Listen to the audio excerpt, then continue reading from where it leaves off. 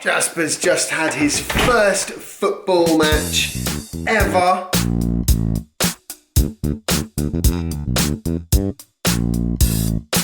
So this is going to be our new Sunday mornings from now on. Yay, good fun. No, actually it was really brilliant. His team won by like a country mile. Not quite sure how they managed that, but they did. So yeah, that was cool. I think today is a good time to talk about solar generators.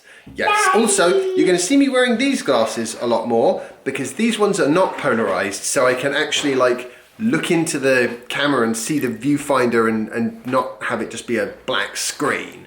So that's really awesome. Although it's a shame because they did like the other glasses. But you know what? The vlog comes first.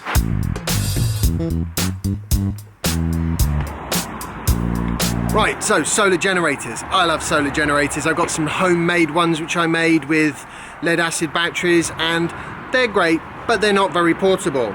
I have recently come by this thing, which is well, what I like about this is it's all in one, and as you can see, it doesn't weigh all that much. It's, you know, I don't know, a couple of kilos, something like that. Probably not even that much, 1.5 kilos. It's got a 150 watt hour battery in it, 3 amp quick charge 5 volt USB, two 2 amp 5 volt USBs, and this is my favorite feature. This is what I had to sort of hunt around for in order to find this. It's got a pure sine wave inverter built in. You can get some other ones with the modified sine wave inverters, but I don't like those because they kind of make slightly dirty power. I mean, do you know how it works? Transformer is basically where you have a coil of wire and then another coil of wire with more loops. So that's how you get your 230 volts. What you do is you use the battery's direct current to sort of feed into a little oscillator thing, and then that'll tend to feed into, say, an amplifier, which will then put quite a bit of current through the primary coil, and then that current will oscillate, and if it oscillates in a pure sort of smooth way, you get a proper sinusoidal curve, I think is how you pronounce it. The alternative is to have one that sort of goes like this. You know, that's not a proper sine wave, so those ones tend to be called modified sine wave, and they're not great for certain loads, basically. This does it in small enough increments that it doesn't really matter, and it counts as a pure sine wave. Right. And that's good, because what that means is that you have much quieter operation of things like laptops. The power bricks don't get as hot. They don't sort of buzz quite as loudly. Certainly, if you want to use anything with an electric motor that runs off AC, like say one of those little AC mains fans, they work a lot better with a proper pure sine wave inverter. It has also got a light. Now, I'm not really quite sure how useful the light is. Another great thing about this is a little while ago, I got a 40 watt folding solar panel. This thing. It's quite small, quite compact, doesn't weigh all that much, great piece of kit.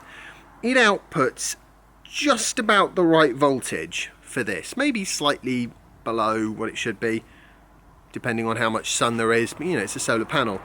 And oh, something else I forgot to mention. I really should mention that.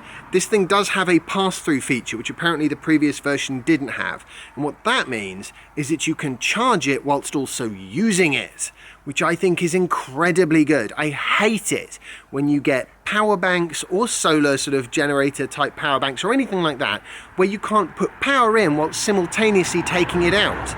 Because that's the whole point of one of these batteries. It smooths out that power delivery. From, you know, the sun, the cloud comes over, suddenly the power drops right off, and then it comes back again, and then it drops off again. So you'd never want to plug something like this into something that was drawing a continuous load of power. That would just be But at the same time, if you're using this during the day, it makes sense to put in whatever power you can from the sun, surely. So yeah, power pass-through, great feature. So in other words, this thing ticks all of my boxes and is brilliant. Now I'm going to go and plug it into the solar panel for a little while because, you know, for the video. It's actually mostly charged, I think. Yeah, pretty much charged.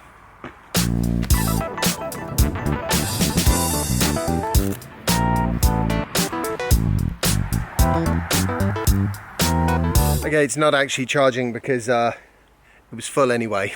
Whoops. So what are the uses for this thing? Well, for me, the primary use would be to have something in the car that I can charge up anything really, from my electric skateboard to cameras. I have a lot of those which need charging on a regular basis because most of them have tiny weeny batteries. Obviously if I went camping it would be extremely useful because it means I wouldn't have to take the massive great solar generator that I built in the past. This is a big one. This has got about 250 watt hours of usable capacity in it, courtesy of these 12 volt lead acid batteries.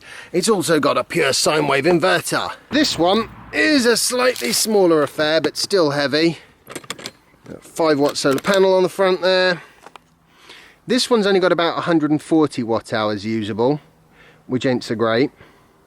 And there's no inverter in this one. It weighs twice what that Lightonite solar generator weighs.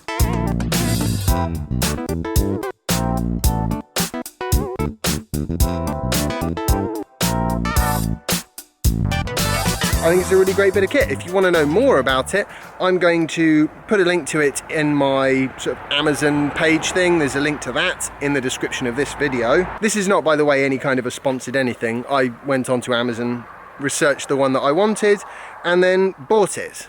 And that's it. Just exactly the same way that anyone else who wants one of these would do.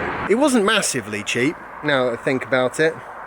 But then, you know, it's a pretty big battery with a pure sine wave inverter built in, so I guess it was never going to be cheap. This is obviously one of those much shorter sort of, I'm trying to make it a shorter, simpler videos so that I can get the things out that I want to get out. I had a comment saying somebody was quite interested in hearing a bit more about it, so that's what I'm doing now. Some of the videos will be much more like the original ones that I normally do, which are a bit longer, a bit more musical, a bit more sort of B-roll-y type stuff, more of a whole day. It's definitely going to be plenty of those still, but I am also going to do other videos which are a bit more single topic. This is what I want to talk about. Isn't it awesome? Right, I got to get cracking now. I've got loads and loads of editing to do, so I hope you've enjoyed today's video. If you have, remember to like it, share it, subscribe if you haven't already, follow me on Instagram and Twitter if you don't already, and I will see you in the next episode of my vlog. Bye. Yes. This one doesn't have an inverter in it, and the Lightonite does. So that's the power of lithium ion for you. Guess that's why they don't make cars with lead acid batteries anymore. Oh, I mean, apart from the old-fashioned fossil ones, which need a starter battery, don't they? So old-fashioned, those things. You should stop selling them altogether, I reckon.